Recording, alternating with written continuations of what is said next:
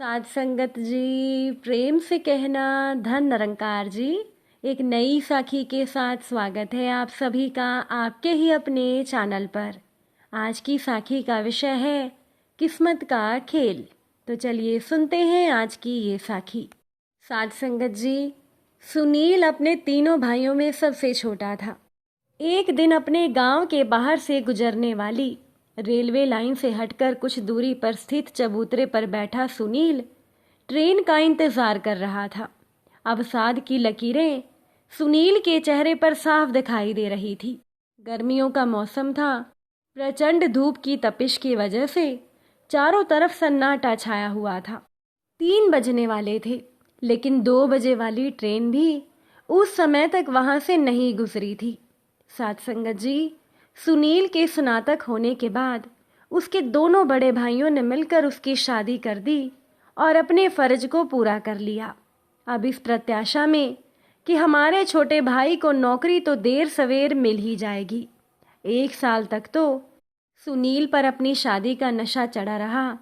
वास्तविक धरातल का एहसास तो सुनील को तब हुआ जब उसके घर पर संतान का जन्म होने वाला था। तय समय पर सुनील की पत्नी रिया ने एक बेटी को जन्म दिया।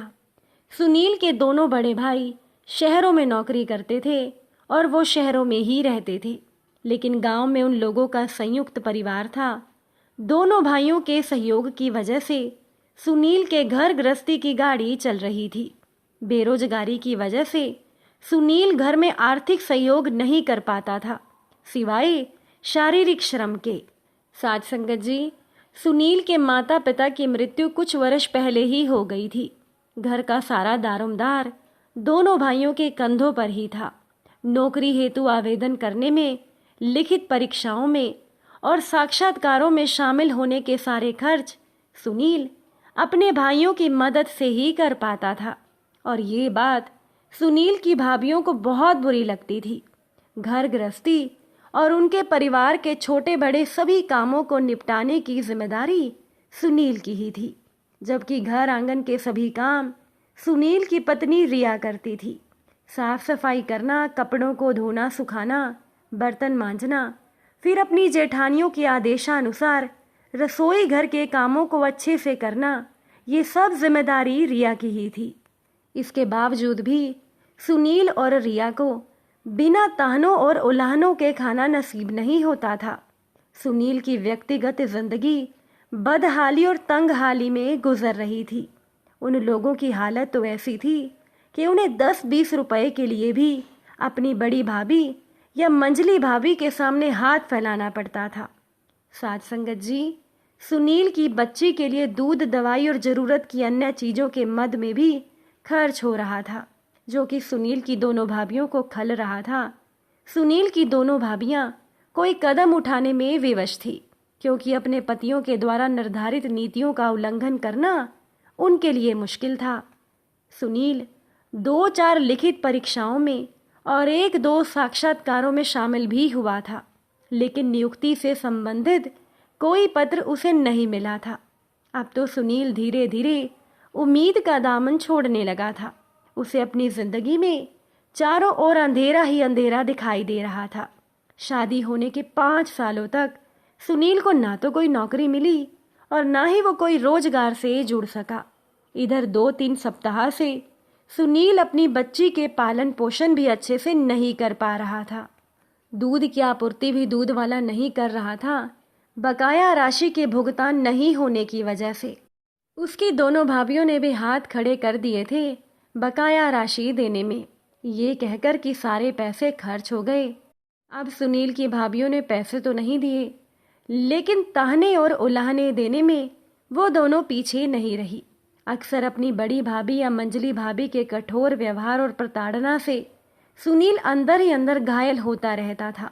लेकिन इधर कुछ दिनों से सुनील की पत्नी रिया भी अपनी जेठानियों के उल्हानों से बहुत परेशान हो गई थी। अपने दुखद जीवन से क्षुब्ध होकर वो मौके बेमौके अपनी भड़ास पति पर निकालने लगी थी। अब सुनील को जब उसकी खुद की पत्नी रिया भी निठल्ला, निकम्मा और ना समझ कहने लगी, तो सुनील का दिल जख्मी हो जाता था। सुनील को लगने लगा था कि वो इस धरती पर बोझ है। वो स्वयं इस बात से दुखी रहने लगा था कि ना तो वो पति का फर्ज पूरा करने में समर्थ है और ना ही पिता का। एक दिन सुनील की बच्ची बहुत रो रही थी। वो पत्नी रिया के पास जाकर कहने लगा, क्या हुआ? रिया ने गुस्से में कह दिया, होना क्या था, बच्ची को भूख लग रही है इसीलिए वो रो रही है और इसकी तबीयत भी ठीक नहीं है। सुनील कहने लगा, मैंने बहुत कोशिश की लेकिन पैसे का इंतजाम नहीं हो पा रहा। रिया कहने लगी, इस गांव में भला कैसे कोई आपको पहचानेगा? बेकार आपने पढ़ाई की, अपनी डिग्री फाड़कर फेंक दीजिए। ऐसी पढ़ाई किस काम की जो एक छोटी सी बच्ची की ज़रूरतों को भी पूरा नहीं कर सके, इज्जत से 2 समय की रोटी भी ना जुटा सके। सुनील कहने लगा, रिया मैं कोशिशों में लगा हूँ, तुम धैर्य रखो। रिया गुस्से में बोल पड़ी, देख रही हूँ मैं आपकी कोशिशों को। आपसे अच्छा तो एक भिखारी है जो दिन भर भटक भटक कर ही सही अपना पेट तो भर लेता है। सुनील ने भी गुस्से में कह दिया, चुप रहो, मेरा दिमाग खराब मत करो, नहीं तो ठीक नहीं होगा। रिया ने भी कह दिया कि एक बेकार और निकम्मा आदमी इसके सिवा और कर भी क्या सकता है? अपने भाई और भाभीयों पर आप कितने दिनों तक बोझ बनकर रहेंगे? सुनील कहने लगा, शांत रहो, बच्ची को चुप कराने की जगह तुम मुझे सुना रही हो। रिया भी बोल पड़ी, वो मुहूर्त कितना अशुभ होगा जब मैंने आपके साथ शादी की थी। मैं क्या जानती थी कि वो शादी मुझे दुखों के सागर में ही डुबो देगी, मेरे जीवन को नरक बना देगी। इन्हीं बातों से परेशान होकर आज सुनील अपना जीवन समाप्त करना चाहता था। हाथ जोड़कर सुनील ने कुछ देर तक ईश्वर की आराधना की, फिर कहा, प्रभु मैं अपने जीवन को यहीं समाप्त करने जा रहा हूँ। इस जिल्लत भरी जिंदगी से तो मरना ही अच्छा है। मेरी बच्ची और मेरी पत्नी पर अपनी कृपा दृष्टि बनाए रखना। अचानक से थोड़ी दूरी से सुनील को किसी की आवाज़ सुनाई पड़ी। वो आवाज़ पोस्टमैन की थी। पोस्टमैन सुनील के पास आकर कहने लगा, मैंने तुम्हें पूरे गांव में ढूंढा, मैं तुम्हें ढूंढ कर थक गया और तुम यहाँ बैठे हो। सुनील ने पोस्टमैन से कहा, क्या बात है, जल्दी बोलिए। पोस्टमैन कहने लगा, रजिस्टर डाक से आपके नाम एक लिफाफा आया है, इसे देखें। सुनील चबूतरे से उठकर पोस्टमैन के पास पहुंच गया। उसने वो लिफाफा ले लिया, फिर लिफाफे के अंदर खोलकर वो पत्र को पढ़ने लगा।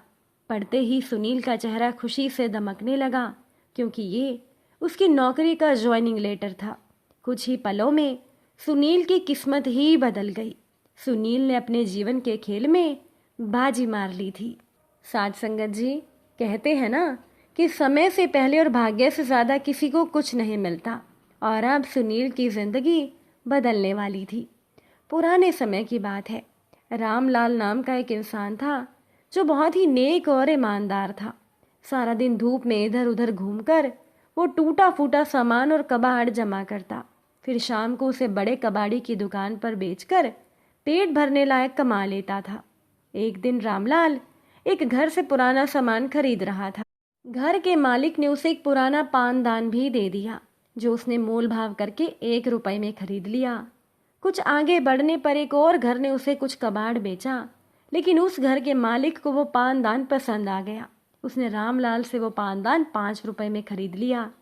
लेकिन जब काफ़ी कोशिशों के बाद भी वो पानदान उससे नहीं खुला, तो अगले दिन उसने रामलाल को वापस पानदान करके 5 रुपए उससे ले लिए।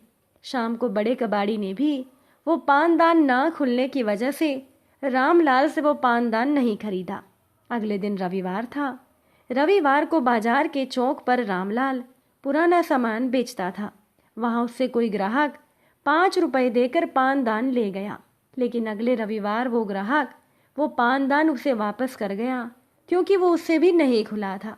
बार बार पानदान उसी के पास पहुंच जाने की वजह से रामलाल को बहुत गुस्सा आया और उसने जोर से वो पानदान जमीन पर पटक कर दे मारा। अब की बार पानदान खुल गया और पानदान के खुलते ही रामलाल की आंखें खुली की खुली रह गई, क्योंकि उस पानदान में से कई छोटे छोटे बहुमूल्य हीरे जमीन पर बिखर गए थे।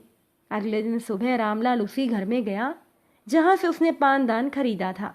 तो रामलाल को पता चला कि वो लोग तो अपना मकान बेचकर किसी दूसरे शहर में चले गए हैं। रामलाल ने उनका पता लगाने की कोशिश की, लेकिन वो नाकामयाब रहा। बाद में रामलाल उन हीरों को बेचकर एक संपन्न व्यापारी बन गया और सेठ रामलाल कहलाने लगा। साथ संगत जी, जब इंसान का समय अच्छा आता है तो सब कुछ खुद ही हो जाता है। आवश्यकता है तो इंसान को संयम और ईमानदारी के साथ ईश्वर के श्री चरणों में प्रीति रखते हुए अपने जीवन के पथ पर चलते रहने की।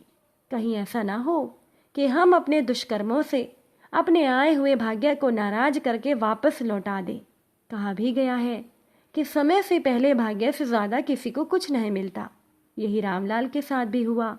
वो तो पानदान से छुटकारा पाना चाह रहा था, लेकिन पानदान बार बार लौटकर उसी के पास ही आ जाता था। किस्मत बार बार उसके दरवाजे पर दस्तक दे रही थी, तभी तो वो पानदान उसे कबाड़ी से सेठ बना गया। ये सब किस्मत के खेल हैं। साथ संगत जी, अगर आज की ये साखी आपको अच्छी लगी हो तो वीडियो को लाइक और शेयर ज़रूर कीजिएगा। आप सभी से फिर मुलाकात होगी नई साखी और नए विचारों के साथ। साथ संगत जी, प्यार से कहना, धन निरंकार जी।